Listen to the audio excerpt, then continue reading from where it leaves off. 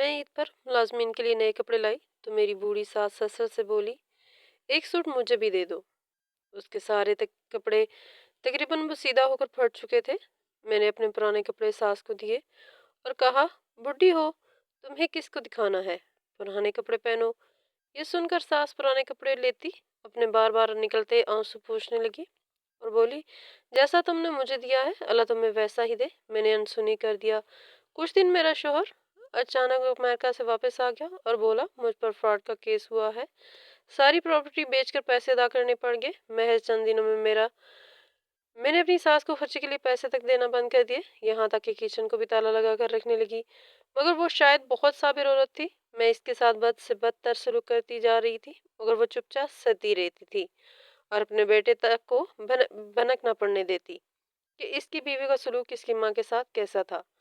अक्सर मेरी सास की आंखों में आंसू होते मगर वो उन्हें भी चुपचाप पी जाती। मैंने अपने शोहर से झूठ बोलकर अपने लिए एक ऐसा हथियार हासिल कर लिया था जिससे मैं अपनी सास को खामोशी से जेर कर सकती। पैसों का कंट्रोल मेरे हाथ में आ गया और उसी दिन से मैंने अपने हिसाब से घर का निजाम बदलना शुरू कर दिया। शुरू में ये सब काम मेरे लिए एक बदले का खेल था। मैं चाहती थी कि मेरी इस सास को ये एहसास हो कि इसने मेरी जिंदगी को जितना अपने काबू में करने की कोशिश की, अब मैं भी उसके आराम और इख्तियार को छीन सकती हूँ। किचन पर मेरा कब्जा, मुलाजमों को मेरे हुक्म के बगैर कुछ न करने की हिदायत और हर खर्च का हिसाब मेरे पास होता। ये सब मेरे लिए ताकत का नशा था। किचन को मैंने वाकई ताला लगा कर रखना शुरू कर दिया था। मुलाजमा सुबह मेरे कमरे से चाबी लेती, नाश्ता बनाती और फिर दोबारा ताला लगाकर वापस देती। मेरी सास ने कभी जुबान न खोली, बस चुपचाप अपनी आदत के मुताबिक कमरे में रहती। पहले पहले ये सब मुझे एक अजीब सा सुकून देता, जैसे मैं अपनी हारी हुई जंग का बदला ले रही थी। मगर कुछ महीनों बाद मैंने महसूस किया कि मेरी सास की खामोशी मेरे मंसूबे के लिए सबसे बड़ी रुकावट बन गई थी। वो ना मुझसे उलझती, ना मेरे शोहर को कुछ बताती, बस खामोश रहकर सब बर्दाश्त कर लेती। एक दिन पुरानी मुलाजमा मेरे पास आई और इसकी बात सुनकर मेरे सर पर एक आसमान टूट पड़ा। मेरा नाम रामीन है और मेरा ताल्लुक कराची से है। मैं दो भाइयों की इकलौती बहन होने के साथ साथ पूरे खानदान की भी इकलौती लड़की थी, क्योंकि मेरे ननिहाल में किसी और के यहाँ कोई बेटी नहीं थी। मेरे दो मामू और दो खाला थी और इन सब के ही बेटे थे। इसे मैं अम्मा अब्बा और अपने भाइयों समेत सबकी ही लाडली थी। अम्मा अब्बा ने मुझे बहुत नाजों से पाला था और मेरी हर ख्वाहिश हर जिद पूरी की गई थी। यही वजह थी कि इनके बेजा लाड प्यार ने मुझे खुदसर और मतलबी बना दिया और मैं किसी को खातिर में न लाती। बचपन से ही मुझे हर तरह की आज़ादी मिली थी और किसी किस्म की कोई रोक टोक नहीं थी। वो मेरी जिंदगी का हसीन बाब था जो लाड प्यार और बेफिक्री के रंगों से रंगा हुआ था। मैं ज़हीन थी इसलिए पढ़ाई में भी अच्छी थी और साथ ही क्विज शोज में हिस्सा लेना भी मुझे बेहद पसंद था। अब माँ अब्बा या भाइयों ने मुझे कभी किसी चीज़ से मना नहीं किया। मेरी ख्वाहिश थी कि मैं किसी ऐसे इंसान की दुल्हन बनती जो मुझे बिल्कुल वैसे ही अजीज रखता जैसे कि मैं अपने घर वालों की थी। अब्बा भी अक्सर कहते थे कि मेरी बेटी एक दिन एक राजा की रानी ही बनेगी। मेरे दोनों भाइयों मुझसे बड़े थे। मैट्रिक के बाद मैंने कॉलेज में दाखिला लिया तो वहाँ मेरी एक दोस्त बन गई थी, अलीना। वो भी मेरे जैसी ही तो थी, एक आज़ाद ख्याल, खुद मुख्तार और हर चीज़ में बेबाक रहने वाली लड़की। इसीलिए हमारी दोस्ती भी जल्द ही हो गई। वैसे तो मुझे बचपन से ही आज़ादी वाला माहौल मिला था, लेकिन मैं इतनी बेबाक नहीं थी जितनी के अलीना। दोस्ती के शुरू के दिनों में मुझे इससे थोड़ी घबराहट होती, मगर इसका खुलूस और खरापन मुझे अपनी तरफ खींचता चला गया था और वो मेरी बेस्ट फ्रेंड बन गई। वो अक्सर मुझे कहती थी कि तुम इतनी मासूम हो कि तुम तो जिंदगी की तलख हकीकतों से वाकिफ ही नहीं हो। एक दिन जब ये रंग तुम्हारे सामने आएंगे तो तुम हार जाओगी। मैं इसकी बात सुनकर हंस देती कि जब तक मेरे घर वाले, इनकी दुआएं और मेरे ख्वाब मेरे साथ थे तो मैं भला क्यों हार जाती। किसी में इतनी हिम्मत नहीं थी कि वो मुझसे कोई पंगा लेता, क्योंकि अब्बा के बेजा लाड प्यार की वजह से मैं किसी को खातिर में ना लाती थी। इससे मुझे किसी चीज का खुद डर खौफ भी नहीं था। जब मैं इंटर में थी तो अब्बा को दिल का दौरा पड़ा था, लेकिन शुक्र कि वो बच गए थे। मगर डॉक्टरों ने सख्ती से कह दिया था कि अब इन्हें आराम की जरूरत थी। तब मेरे बड़े भाई अयाज ने अपनी तालीम अधूरी छोड़ दी थी और नौकरी कर ली थी, क्योंकि अब्बा ज्यादा देर तक काम नहीं कर सकते थे। मुझे भी अब्बा ने कहा था कि मैं अपनी पढ़ाई छोड़कर अपना घर बसा लूं, लेकिन क्योंकि वो मेरी जिंदगी में मेरी खुशी देखना चाहते थे। मगर मैंने साफ इनकार कर दिया था क्यों कि मुझे शादी के बंधन में इतनी जल्दी कैद नहीं होना था, क्योंकि अपने खानदान में सिर्फ मैं ही इकलौती लड़की थी। तो भला अब्बा किस किस को कहते कि वो मेरी आज़ादी पर पाबंदी क्यों लगा रहे थे। اس لیے مجھے کالج جانے سے روک نہیں پائے تھے۔ لیکن ابا کی طبیعت خراب رہنے کے بعد گھر کے ماحول میں وہ بے فکری نہیں رہی تھی، مگر میری آنکھوں میں وہی خواب تھے۔ میں ہمیشہ سے اونچی پرواز اڑنا چاہتی تھی، جہاں مجھے کوئی روکنے ٹوکنے والا نہ ہو۔ مگر انہی دنوں ایک نیا طوفان میری زندگی میں داخل ہوا تھا، اور وہ تھا میرے ماموں کا بیٹا۔ میرے ماموں کا بیٹا بیرون ملک کام کرتا تھا۔ وہ میرے لیے رشتہ لے کر آ گئے تھے، اور ان کا کہنا تھا کہ رامین ہماری بیٹی جیسی ہی ہے اور ہم اسے اپنی بہو بنانا چاہتے ہیں۔ ابا تھوڑے خاموش ہو گئے تھے، مگر اماں خوش تھی۔ ان کا ماننا تھا کہ اپنے ہی گھر میں شادی ہو جائے تو بیٹی سکھی رہتی ہے۔ پھر رشتہ آیا بھی تو ان کے اپنے سگے بھائی کے گھر سے تھا، وہ بھلا کیسے انکار کر سکتی تھی؟ مگر میرے لیے وہ فیصلہ بہت مشکل تھا۔ میں تو کسی صورت شادی کے بندھن میں بند کر اپنی آزادی سے ہاتھ نہیں دھونا چاہتی تھی۔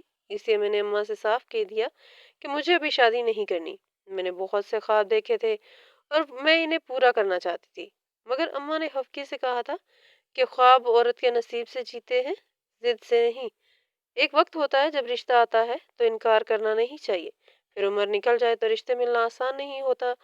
ابا نے بھی اس وقت مجھے سمجھانے کی کوشش کی تھی کہ ان کی طبیعت تو پہلے ہی ٹھیک نہیں تھی، تو میں شادی کر کے ان کی آنکھوں کے سامنے ہی اپنے گھر کی ہو جاتی، مگر میری ضد سے بھی سب واقف تھے، اس لیے میں مسلسل انکار کرتی رہی۔ مگر اماں کو تو اس وقت صرف یہی نظر آ رہا تھا کہ رشتہ ان کے بھائی کے گھر سے آتا، اس لیے وہ انکار نہیں کر پائی تھی، اور مجھے بھی اپنی عزت کے واسطے دے کر انہوں نے راضی کر لیا تھا۔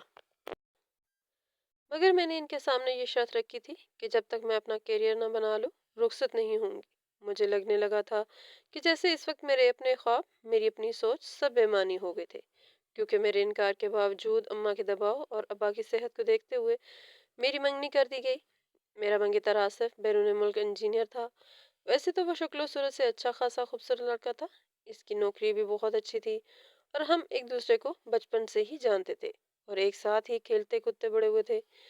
میرے اور علی کے رشتے پر ویسے تو سب خوش تھے، لیکن مجھے اگر اس رشتے سے اعتراض تھا تو صرف ممانی کی وجہ سے، کیونکہ وہ بہت سادہ سی عورت تھی اور چاہتی تھی کہ ان کی بہو بھی وہی سادگی اپناتی۔ آصف کی امی پرانے زمانے کی ان پڑھ سی سادہ عورت تھی، اس لیے تو میرے ساتھ اپنے بیٹے کا رشتہ طے کرنے پر وہ بھی خوش تھی۔ آخر وہ خوش ہوتی بھی کیوں نہ، مجھ سے شادی کرنے کا خواب خاندان کا ہر لڑکا دیکھتا تھا۔ اس وقت میں اپنے اماں ابا کے اس فیصلے پر ان سے بہت ناراض ہو گئی تھی، اور ان کو کہنے لگی تھی کہ کم از کم میری پڑھائی مکمل ہونے جانے کا انتظار ہی کر لیتے، اس کے بعد بھی تو میری شادی کے سب معاملات طے کیے جا سکتے تھے۔ تب میری ہی ضد پر یہ طے پایا گیا تھا کہ جیسے ہی میری ڈگری مکمل ہوگی تب ہی میں رخصت ہو کر آصف کے ساتھ ملک سے باہر چلی جاؤں گی، لیکن جب تک میری پڑھائی مکمل نہیں ہوگی کوئی بھی میری رخصتی کی بات نہیں کرے گا۔ میں بھی اس فیصلے سے مطمئن تھی کہ چلو اسی بہانے اپنی آزادی انجوائے کر لوں گی، اپنے کچھ خواب پورے کر لوں گی۔ مگر ممانی نے تو مجھے صاف صاف کہہ دیا تھا کہ وہ مجھ سے نوکری نہیں کروائیں گی، وہ تو مجھے اپنے گھر اس لیے لے جا رہی ہیں کیونکہ وہ گھر میں اکیلی تھی اور ان کو دل لگانے کے لیے اپنی بہو کی ضرورت تھی، جس کے ساتھ وہ اپنے دل کی باتیں کر سکتی تھی، کیونکہ ان کی اپنی تو کوئی بیٹی نہیں تھی، تو وہ بہو کو ہی اپنی بیٹی بنا کر رکھنا چاہتی تھی۔ مگر وہ میرے شوق سے بھی واقف تھی، اس لیے انہوں نے سب کچھ وقت پر چھوڑ دیا تھا، اور مجھے کہنے لگی تھی کہ ایک بار شادی ہو جائے پھر دیکھ لیں گے، اگر تم بچوں کے ساتھ نوکری کرنا چاہو تو ہمیں بھی کوئی اعتراض نہیں ہوگا۔ اور میں خوش ہو گئی تھی کہ شادی کے فوراً بعد بچوں کی ذمہ داری لینے سے کے لیے تو میں بالکل بھی تیار نہیں تھی، اور میں نے سوچ لیا تھا کہ میں آصف کو بھی راضی کر لوں گی کہ بچے پیدا کرنے کے لیے تو ساری زندگی پڑی تھی، اس لیے وہ مجھے میری آزادی جینے دیتا۔ میں اپنی زندگی میں ایک بار پھر سے مصروف ہو گئی تھی۔ منگنی کے بعد آصف بھی ملک سے باہر چلا گیا تھا، سب کچھ معمول کے مطابق ہی چل رہا تھا، مگر میں نہیں جانتی تھی کہ میری زندگی میں ایک خطرناک موڑ آنے والا تھا۔ میں نے کبھی سوچا بھی نہیں تھا کہ جو میری سب سے اچھی دوست تھی، جس پر میں نے اتنا بھروسہ کیا، وہی مجھے دھوکہ دینے والی تھی۔ الینا ایک آزاد خیال لڑکی تھی اور میری تو وہ بیسٹ فرینڈ بن گئی تھی، اس سے میں اس پر مکمل بھروسہ کرتی تھی۔ الینا آزاد خیال تھی، اس لیے اس کی دوستی کالج کے ہر اچھے اور ہینڈسم لڑکے سے تھی جن کے ساتھ وہ آزادانہ گھوما پھرا کرتی تھی، اور مجھے اس کی یہ عادت ہی سب سے بری لگتی تھی، کیونکہ میں بے شک آزاد خیال تھی، مگر اتنی آزادی تو مجھے بھی پسند نہیں تھی جتنی کہ الینا کو۔ میں اس کو روکتی رہ جاتی، مگر وہ میری ایک نہ سنتی، بلکہ مجھے بھی اکساتی تھی کہ یہی تو دن تھے جب ہمیں اپنی زندگی کو کھل کر جینا چاہیے تھا، مگر وہ مجھے سب بہت عجیب لگتا تھا، اس لیے میں اکثر الینا کو سمجھاتی تھی کہ وہ جو بھی کر رہی ہے سب کچھ بہت غلط تھا، लेकिन वो हंसते हुए मुझे एक ही बात कहा करती थी कि जब हम शादी के बाद अपने ही घरों में कैद होकर रह जाएंगे तो फिर हमें यही दिन याद आएंगे। इसलिए जितना हो सके जिंदगी के हर लम्हे को खुलकर एंजॉय करना सीखो। बहुत से लड़के इसके दोस्त थे और इनमें से अक्सर मेरे साथ भी दोस्ती करना चाहते थे। पहले तो मैं इन लड़कों को नजरअंदाज करती रही थी, मगर जब मैंने एलिना की बात पर गौर किया कि शादी के बाद तो हमने घरों में हो जाना है, तो मैं भी लड़कों के साथ दोस्ती करने लगी थी, क्योंकि मुझे इसमें कोई बुराई नजर नहीं आती थी। एलिना अक्सर कॉलेज के बाद दोस्तों के साथ घूमने फिरने निकल जाया करती थी और मुझे भी अपने साथ चलने को कहती थी। मगर पहले तो मैं हर बार इसको इनकार करती रही, लेकिन एक दिन अलीना के बार बार इसरार पर मैंने एक बार इसके साथ एक ऐसे फंक्शन में जाने का फैसला किया था जो कॉलेज के करीब ही एक बड़े से रेस्टोरेंट में था। वो हमारे ही कॉलेज की तरफ से दी गई एक पार्टी थी जिसमें कॉलेज के सभी लड़के लड़कियां मौजूद थे। पहले तो मैं अलीना को इनकार करती रही थी, मगर फिर थोड़ी बहुत झिझक के साथ वहां पहुंची, क्योंकि अंदर ही अंदर मेरा भी दिल चाहने लगा कोई मुझसे भी मेरे बारे में पूछने वाला होता। क्योंकि आसिफ तो जब से मुल्क से बाहर गया था, इसका राब्ता मुझसे बहुत कम हो गया था। इसलिए मैंने भी अलीना का कहा मानकर इसके साथ इस बोर्ड पार्टी में जाने का फैसला किया। वो पहले ही कुछ लड़कों के साथ बातों में मसरूफ हो गई और मुझे मुकम्मल तौर पर नज़रअंदाज करने लगी। मुझे लगने लगा था जैसे मैं इस पार्टी में बेमकसद ही गई थी, क्योंकि वहां पर तो किसी का मुझ पर ध्यान नहीं था और मैं वहां अलीना के अलावा किसी और को जानती तक न थी। मैंने अलीना को बहुत बार कहा कि वो भी मुझे अपने दोस्तों से मिलवा देती, मगर इस वक्त इसको इस बात की कोई परवाह नहीं थी कि मैं भी इसके साथ पार्टी में थी। मैंने वो सब चेहरे पहले ही अपने कॉलेज में देखे तो थे, मगर कभी किसी से बात नहीं की थी। मैं चेहरे पर एक मुस्कुराहट सजाए इधर से उधर टहलने लगी ताकि किसी से जान पहचान हो सके। वो सब खुश नजर आ रहे थे, कहे लगा रहे थे, तस्वीर बना रहे थे। एक तरफ लीना एक लड़के के साथ कुछ ज्यादा ही बेतकल्लुफ हो रही थी, क्योंकि वो तो इसकी आदत थी, वो हर एक के साथ बहुत जल्द फ्रैंक हो जाती थी। इन्हीं लोगों में एक लड़का आदिल भी था। आदिल मुझे एक अमीर कबीर घराने का लड़का लगा। मैं काफी देर से ही देखने लगी, वो भी मेरी तरफ कई बार देख चुका था। मैंने एक गहरी सांस ली और खुद को थोड़ा सा हौसला देकर खुद ही इससे बात करने का इरादा कर लिया। दिल तो धड़क रहा था, लेकिन दिमाग कह रहा था कि बस ये एक आम सी ही बात तो है, अगर मैं अपने कॉलेज की किसी लड़की से बात कर भी लूंगी तो कोई गुनाह नहीं हो जाएगा। वो काउंटर के करीब खड़ा किसी दोस्त से बात कर रहा था। मैं पानी का गिलास लेने का बहाना करके इसके करीब जा पहुंची। मैंने हल्की सी मुस्कुराहट के साथ इससे बात करना शुरू की और अपना हाथ आगे बढ़ा दिया। इसने मेरा बढ़ा हुआ हाथ थामा और एक मुहज्जब अंदाज में मुझसे बात शुरू कर दी। हाथ मिलाते हुए मैंने महसूस किया कि इसकी शख्सियत में एक अजीब सा एतमाद था जो अक्सर लड़कों में नहीं होता। मैंने दिल ही दिल में सोचा कि शायद ये पार्टी का सबसे अच्छा लम्हा हो सकता है। हम एक कोने में सोफे पर बैठ गए। आदिल की बातों में एक खिंचाव था। वो सिर्फ बात नहीं करता था, बल्कि सुनने का ढंग भी जानता था। पार्टी खत्म होने के करीब थी जब इसने मुझसे मेरा फोन नंबर ले लिया। मैं एक लम्हे को रुकी। मेरे दिमाग ने मुझसे कहा कि नहीं देना चाहिए, तुम्हारी मंगनी हो चुकी है, लेकिन दिल ने कहा सिर्फ एक दोस्त बस बात करने के लिए, और फिर दिल जीत गया। मैंने आदिल को नंबर दे दिया। इसी दिन से हमारी बातचीत ऐसे शुरू हो गई जैसे हम पुराने दोस्त थे। इस रात बातें दिन रात बातें करते करते हमें पता ही नहीं चला कि कब आधी रात बीत गई और फिर ये मामूल बन गया। हम अक्सर सारी रात बातें करते रहते। वो मुझे अपनी बातें बताने लगा और मेरे दिल की सुनने लगा, इसीलिए वो मुझे अच्छा भी लगने लगा। आसिफ का जिक्र तो कभी कभार जहन में आता, मगर आदिल के साथ होने वाली खुशगवार बातें इन सबको पीछे धकेल देती। आसिफ से वैसे भी हफ्तों में एक आध बार ही मेरी बात होती, वो भी रस्मी सी। दिन गुजरते गए और हमारी बातों का दायरा दोस्तों वाली हद से निकलने लगा। आसिफ का वजूद अब मेरे लिए महज एक रस्मी सा ताल्लुक बन गया था। वो मीलों दूर था, बातचीत कम, जज्बात तो जैसे कब के मर गए थे। आदिल के साथ मैं हंस सकती थी, रो सकती थी, अपनी बात बिला झिझक कह सकती थी। एक दिन मुझे आदिल ने अपने फोन पर कहा कि वो अपने घर वालों को मेरे घर भेजना चाहता है। मैं इसकी बात समझ तो गई थी, मगर अनजान पर कर पूछने लगी कि आखिर वो ऐसा क्यों करना चाहता है। तब वो मुझसे कहने लगा कि उसे मुझसे मोहब्बत हो गई थी। इसकी बात सुनकर मैं सकते में आ गई थी।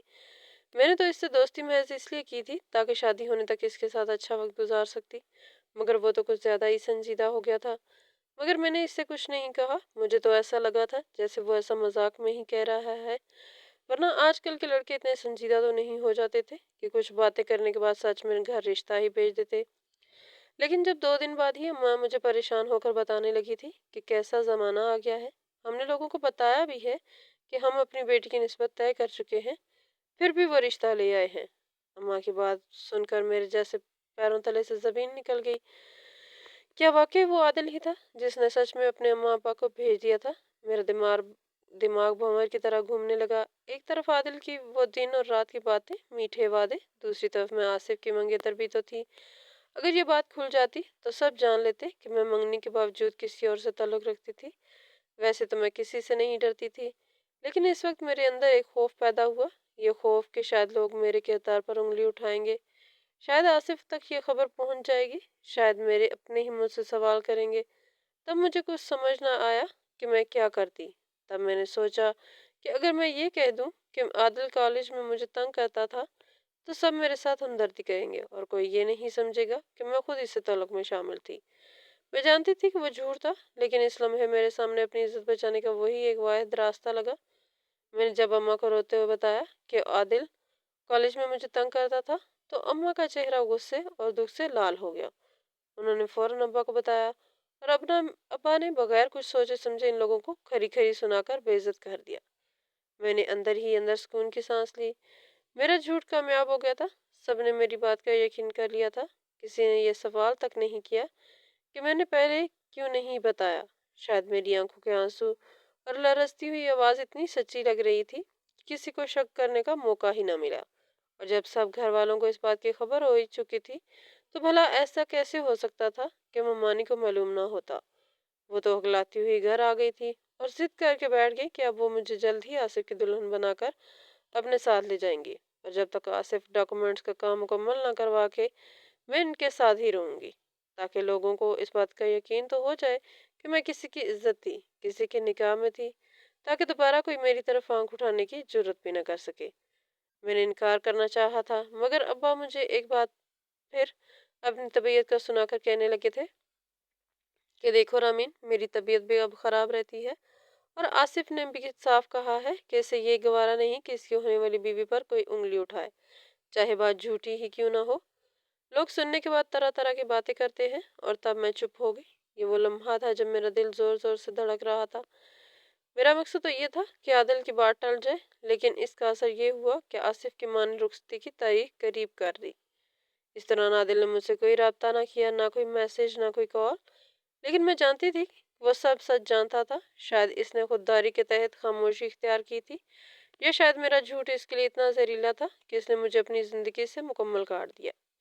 लेकिन मुझे रह रहकर अपनी सीधी सादी मेहमानी पर गुस्सा आने लगा था, जो कुछ ज्यादा ही सादगी का ढोंग रचा रही थी, और जिन्होंने जरा सी बात का बतंगड़ बनाकर आसिफ को रुखसती के लिए उकसाया था।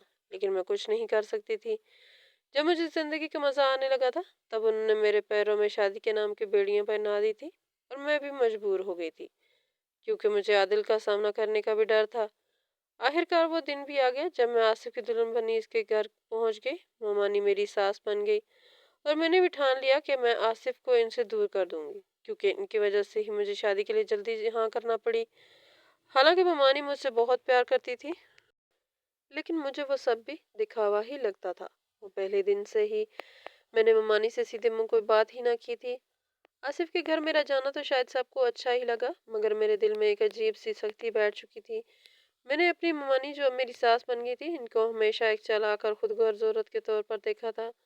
चाहे वो कितनी ही मोहब्बत जताती, मेरे अंदर का शक और गुस्सा कम होने का नाम ना लेता। मुझे लगा कि वो सब हमदर्दी और शफकत के पर्दे में छुपा हुआ दिखावा ही तो था, ताकि वो अपने बेटी की जिंदगी में के फैसलों पर मुकम्मल काबिज हो सकती। मैं इनकी हर बात में तंज तलाश करने लगती। उनके घर में पुराने मुलाजिम थे, जिन्हें ममानी बरसों से अपने साथ रखे हुए थी। वो सब इनके इशारों पर चलते, इनके लिए इज्जत और एहतराम का रवैया रखते, मगर मेरे दिल में जैसे एक जिद जाग गई थी कि मैं इन मुलाजमों को भी ये एहसास दिलाऊं कि अब इस घर की मालकिन मैं हूं, और मेरा हुक्म सबसे ऊपर है। शुरू में तो आसिफ ने भी मेरे रवैये को नज़रअंदाज किया। शायद इसे लगा कि ये सिर्फ नए घर में एडजस्ट होने की एक खास कैफियत थी, मगर मैं आहिस्ता आहिस्ता अपनी हदें बढ़ाती गई, क्योंकि आसिफ तो वैसे भी शादी के 1 महीने बाद वापस अमेरिका चला गया था, और घर में सिर्फ मैं और मेरी ममानी ही रह गए थे। मैं जानबूझकर अपनी सास से तल्ख कलामी करने लगी, क्योंकि वो मुझे पुराने ज़माने की चुपचाप सी औरत बिल्कुल भी अच्छी नहीं लगती थी। क्योंकि मेरी बाकी सब दोस्तों की सास तो इतनी मॉडर्न थी, लेकिन इन सब को जब मैं अपनी मानी सास के बारे में बताती तो मुझे खुद ही शर्मिंदगी होने लगती। जल्दी वो भी जान गई कि मेरा दिल इनसे खिंचा खिंचा सा रहने लगता है, मगर उन्होंने भी मुझे कभी कुछ न कहा और वो खामोशी से मेरा हर तंज बर्दाश्त करती रही। मेरा दिल एक अजीब मेरा दिल एक लम्हे को कांपा, मगर फिर फौरन मैंने अपने आप को संभाल लिया, जैसे वो कोई जीत हो कि मैंने इनको चुप रहने पर मजबूर कर दिया था। और इसके बाद मैंने किचन में अपनी अलग हुक्मरानी कायम करने की कोशिश की।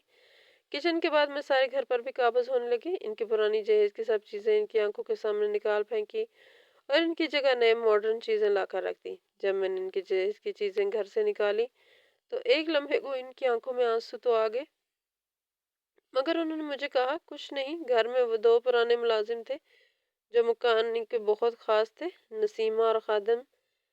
वो दोनों बरसों से घर के साथ जुड़े हुए थे और ममानी इन पर बेहद एतमाद करती थी, मगर मुझे वो सब भी एक साजिश लगती थी। ममानी ने इन मुलाजमों को अपना राजदार बनाया हुआ था।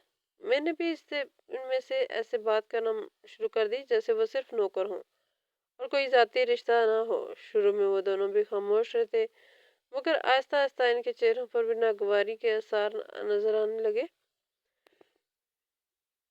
मेरी बातें नागवार गुजरती थी। आसिफ एक नरम मिजाज इंसान था, मगर इसकी खामोशी कभी कभी मुझे इश्तियाल दिला देती थी। मैं चाहती थी कि वो साफ साफ अपनी माँ को कहे कि अपने घर में के फैसले में मेरी मर्जी शामिल होगी, मगर वो कभी ऐसा ना करता। वो दोनों के बीच तवाज़ुन बनाने की कोशिश करता और यही चीज़ मेरे लिए नाकाबिले बर्दाश्त थी। महीने गुजरने लगे और मेरे और ममानी के बीच फासले बढ़ते गए। मैंने ये भी महसूस किया कि वो मेरे सामने कम आती, ज्यादातर अपने कमरे में रहती या मुलाजमों के जरिए बात करवा देती। मगर मैंने अपनी जिद ना छोड़ी। जब भी ममानी किचन में आती मैं वहां से निकल जाती, जब वो ड्राइंग रूम में बैठती तो अपने कमरे में चली जाती। वक्त के साथ एक अजीब सा एहसास मेरे दिल में जगह बनाने लगा कि इस घर में मानी को इतनी अहमियत दी जाती थी जितनी शायद एक मालिक को दी जाती है, और बाकी सब बस मुलाजिम या मातहत। सब तब मैंने आसिफ से पहली बार झूठ बोला कि इसकी माँ ने घर की सारी जिम्मेदारी मुझे ही दे दी थी, इसलिए वो पैसे भी डायरेक्ट मेरे ही अकाउंट में भेज दिया करे। आसिफ से झूठ बोलने के बाद मेरे दिल में ये खौफ भी था कि कहीं वो अपनी माँ से इस बारे में पूछ न ले। लेकिन जब आसिफ ने बाकायदगी से मेरे ही अकाउंट में सारे पैसे भेजना शुरू कर दिए तो मुझे इस बात की तसल्ली हुई कि ना तो आसिफ ने अपनी माँ से कुछ पूछा और ना ही इसकी अम्मा ने इससे कुछ कहा। और इसके बाद से मैंने अपनी मानी सास पर हर तरह की मुसीबतें ढाना शुरू कर दी, जिससे ये एहसास हो सकता था कि मेरी आज़ादी को कैद करके कितनी बड़ी तक गलती की थी। मैं तो अभी आज़ाद रहना चाहती थी, मगर वो ही थी जिनकी वजह से मुझे अपने ख्वाब बीच रास्ते में छोड़ने पड़े। मैंने अपनी सास को खर्चे के लिए पैसे तक देना बंद कर दी, यहाँ तक कि किचन को भी ताला लगा कर रखने लगी। मगर वो शायद बहुत साबिर औरत थी। मैं इसके साथ बद से बदतर सलूक करती जा रही थी, मगर वो चुपचाप सहती रहती थी और अपने बेटों को भी भनक न पड़ने देती थी कि इनकी बीवी का सलूक इनके माँ के साथ कैसा था। अक्सर मेरी सास की आंखों में आंसू होते, मगर वो उन्हें भी चुपचाप पी जाती और मैंने आसिफ से झूठ बोला कि अपने लिए ऐसा हथियार हासिल कर लिया जिससे मैं अपनी सास को खामोशी से जेर कर सकती थी। पैसों का कंट्रोल मेरे हाथ में आ गया और इसी दिन से मैंने अपने हिसाब से घर का निज़ाम बदलना शुरू कर दिया। शुरू में ये सब मेरे लिए एक बदले का खेल था। मैं चाहती थी कि ममानी को ये एहसास हो कि इसने मेरी ज़िंदगी को जितना काबू में करने की कोशिश की, अब मैं भी इसके आराम और इख्तियार को छीन सकती हूँ। किचन पर मेरा कब्जा, मुलाजमों को मेरे हुक्म के बगैर कुछ न करने की हिदायत और हर खर्च का हिसाब मेरे पास होना, ये सब मेरे लिए ताकत का नशा था। किचन को मैंने वाकई ताला लगा कर रखना शुरू कर दिया था। मुलाजमा सुबह मेरे कमरे से चाबी लेती, नाश्ता बनाती और फिर दोबारा ताला लगाकर वापस देती। ममानी ने कभी जुबान नहीं खोली, बस चुपचाप अपनी आदत के मुताबिक कमरे में रहती। पहले पहले ये सब मुझे एक अजीब सा सुकून मिला, जैसे मैं अपनी हारी हुई जंग का बदला ले रही थी। मगर कुछ महीनों बाद मैंने महसूस किया कि वो मानी की खामोशी मेरे मंसूबे के लिए सबसे बड़ी रुकावट बन गई है। वो ना मुझसे उलझती ना आसिफ को कुछ बताती, बस खामोश रहकर सब कुछ बर्दाश्त कर लेती। एक दिन पुरानी मुलाजमा मेरे पास आई और कहने लगी, बेबी जी, बेगम साहबा 3 दिन से ठीक से खाना नहीं खा रही। ये सुनकर एक लम्हे को मेरे दिल में कुछ चुभा, मगर मैंने फौरन इसे नज़रअंदाज कर दिया। खुद से कहा ये सब ड्रामा है मुझे नरम करने के लिए। आसिफ को कुछ पता न चलता क्योंकि वो मुझे ही कॉल करता और मेरे ही फ़ोन से अपनी अम्मा से चंद बातें कर लेता। मगर मैं अक्सर इसके साथ भी सदमेरी इख्तियार करती ताकि वो ये समझे कि मैं इसके रवैये से खुश नहीं। फिर एक दिन एक वाक़या हुआ जिसने मेरे अंदर एक अजीब सी बेचैनी बीबी जी के सभी कपड़े बहुत पुराने हो गए, कुछ तो फट गए हैं क्योंकि उन्होंने इस साल नए कपड़े नहीं सिलवाए। मगर मैंने फौरन कहा कि इसमें हैरानी की क्या बात है।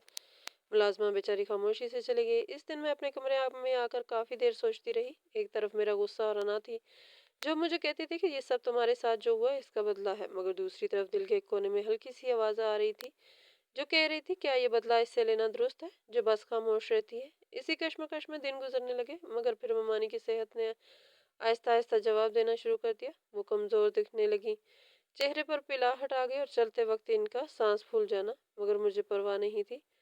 मुझे सब नज़र आ रहा था कि जो मुलाजिम घर के काम करते थे इनकी हालत भी ममानी से कदरे बेहतर थी। मगर मैं अनजान थी और ऐसे ही जब मेरी शादी के बाद की पहली ईद आई तो आसिफ ने मुझे अपनी तनख्वाह के अलावा भी ढेर सारे पैसे भेजे। मैं इन पैसों को देखकर जैसे खुशी से पागल हो गई। तब मैंने घर के मुलाजमीन को ईदी देने के अलावा इन सब को नए जोड़े भी लेकर दिए और तब मेरी ममानी सास भी मेरे सामने बोल पड़ी क्योंकि ईद का मौका था और ममानी के सभी कपड़े पुराने और बेकार हो चुके थे। इसे मुझे कहने लगी कि मैं एक जोड़ा इनको भी दे दूं। मगर मुझे तो ममानी पर मजीद गुस्सा आने लगा कि इस उम्र में उन्होंने नए कपड़े भला क्या करने थे। लेकिन इनके कपड़ों की हालत देखकर मुझे इतना रहम जरूर आ गया कि मैंने अपने पुराने कपड़े इनके हवाले कर दिए क्योंकि वो तो वैसे भी बेवा ही थी और घर से भी बाहर कम निकलती थी। तो इनके लिए कपड़े भला कौन देखता। मैंने ये भी ना सोचा कि वो मेरे शोहर की माँ थी और मेरी बीवी भी मेरी माँ के बराबर थी, बल्कि मुझ पर तो बस हुक्मरानी का भूत सवार था। लेकिन इस रोज़ शायद ममानी का जब्त भी जवाब दे गया क्योंकि मैंने मुलाजमीन के सामने इन पर यह वाज़ा कर दिया था कि वो मेरे लिए एक मुलाजमा या बोझ से ज़्यादा ना थी।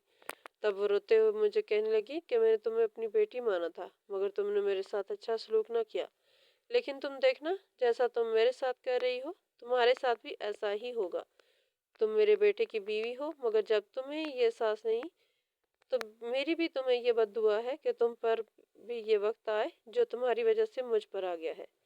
सास की वो सब बातें मेरे कानों में गूंजती रहीं मगर मैंने इस वक्त इनके अल्फाज को महज गुस्से का नतीजा समझकर हंसी में उड़ा दिया। दिल में सोचा मैं कौन सा इनके रहमो करम पर जिंदा थी, बल्कि मेरा तो शोहर था, बेतहाशा पैसा था, जिंदगी मेरे काबू में ही थी।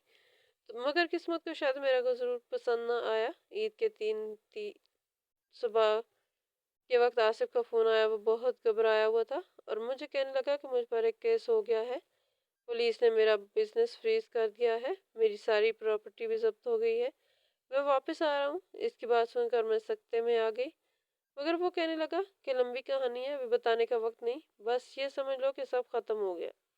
मेरी आंखों के सामने जैसे अंधेरा छा गया। मैंने फौरन हिसाब लगाया कि अगर आसिफ की प्रॉपर्टी जब्त हो गई तो जो ढेर सारे पैसे वो मुझे भेजता था वो भी बंद हो जाएंगे। मेरा अपना बनाया हुआ ताकत का किला एक झटके से ढह जाने वाला था। फिर 3 दिन बाद आसिफ घर आ गया और इसका चेहरा थका हुआ था, आंखों के नीचे हल्के, हाथ में छोटा सा बैग। इसे देखते ही ममानी का चेहरा खुशी से चमक उठा। वो भागकर बेटे से लिपट गई। आसिफ ने बताया कि इस पर बिजनेस का फ्रॉड इल्ज़ाम लगा था, हालांकि इसके मुताबिक वो बेकसूर था, मगर सबूत और गवाह सब इसके खिलाफ निकले। पुलिस ने इसके खिलाफ कि इसके ऑफिस पर छापा मारा, इसके सारे अकाउंट्स बंद कर दिए और जायदाद भी जब्त कर ली। इसके पास वकील करने तक के पैसे नहीं बचे थे। वो सुनकर मेरे अंदर जैसे बिजली कौंद गई, मगर आसिफ के चेहरे को देखकर लगता था कि वो मुतमईन था। तभी वो कहने लगा कि अब मैं बाहर नहीं जाऊंगा बल्कि इधर पाकिस्तान में ही कोई बिजनेस करूंगा। मेरे दिमाग में एक शोर मच गया, नए सिरे से, मतलब अब पैसे नहीं आएंगे, अब मेरा कंट्रोल, मेरी शान शौकत, वाला घर सब बदल जाएगा जिस पर मुझे इतना गरूर था।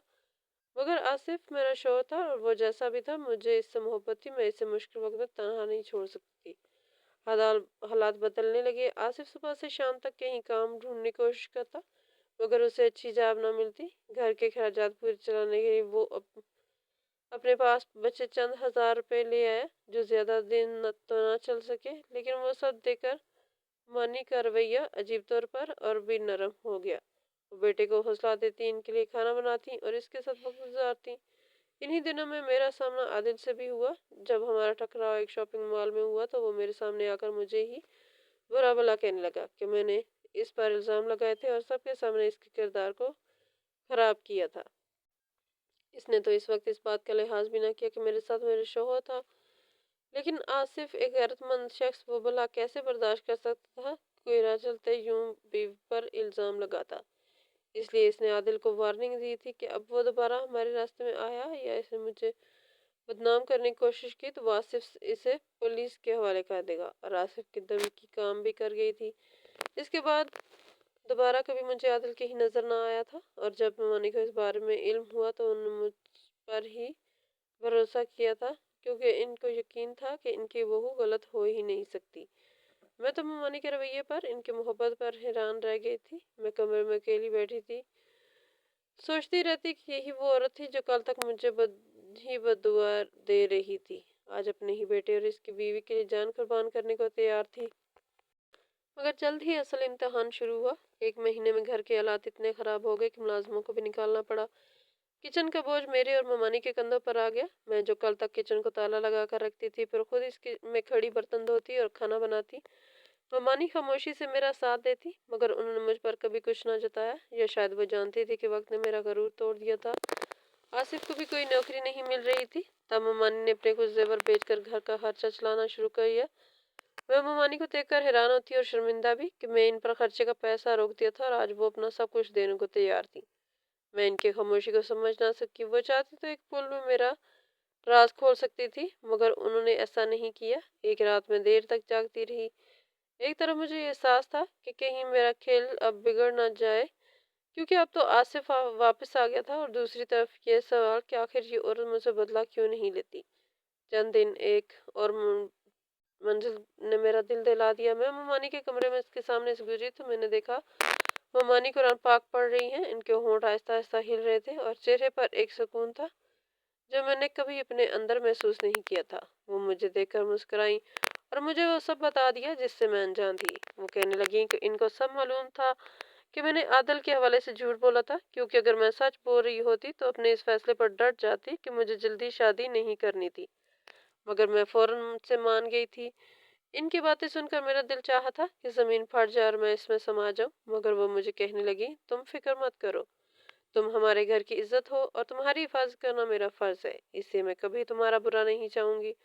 और फिर उन्होंने बस इतना कहा, अल्लाह तुम्हें खुश रखे। इनके वो अल्फाज मेरे लिए जैसे एक चाकू की तरह थे। मैंने इन्हें तंग किया, पैसे रोके, खाने पर पाबंदी लगाई, और उन्होंने बदले में मुझे बदुआ नहीं दी बल्कि दुआ दी। इस दिन के बाद मेरे रवैये में आस्था तब्दीली आने लगी।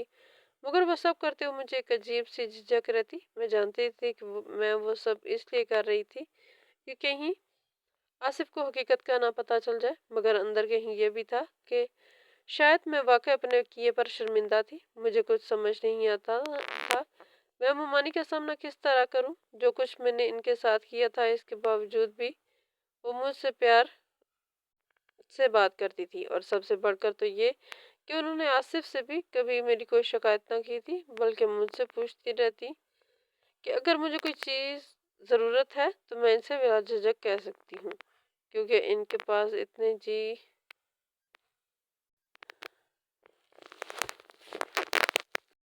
वो मेरी ज़रूरियात पूरी कर सकती थी। मगर इन मुखलिसाना रवैये ने मुझे इस काबिल भी ना छोड़ा था कि मैं इनके सामने नज़र भी उठा सकती। तब ममानी को शायद महसूस हुआ था कि मैं अपने रवैये पर शर्मिंदा थी, लेकिन फिर भी उन्होंने मुझे ही नादम होने से बचाया था। और एक दिन उन्होंने खुद आकर मुझसे कहा था कि मैं जानती हूँ तुम मुझसे नाराज हो, शायद तुम्हारे दिल में मेरे लिए अच्छा नहीं, मगर मैं दुआ करती हूँ कि अल्लाह तुम्हारे दिल का बोझ हल्का कर दे। इनका लहजा इतना नरम और सच्चा था कि मैं एक लम्हे को कुछ बोल ना सकी। लेकिन वक्त के साथ मेरी जिद और अनाब में दरारें पड़ने लगी, और मैंने समझना शुरू किया कि शायद बदला लेने से दिल का जख्म नहीं भरता, बल्कि कभी कभी माफ करने वाला जीत जाता है। मगर एक बात मैं आज भी मानती हूँ कि इस घर में असल मालिक ममानी ही थी, और शायद इसीलिए वो लड़े बगैर भी जीत गई।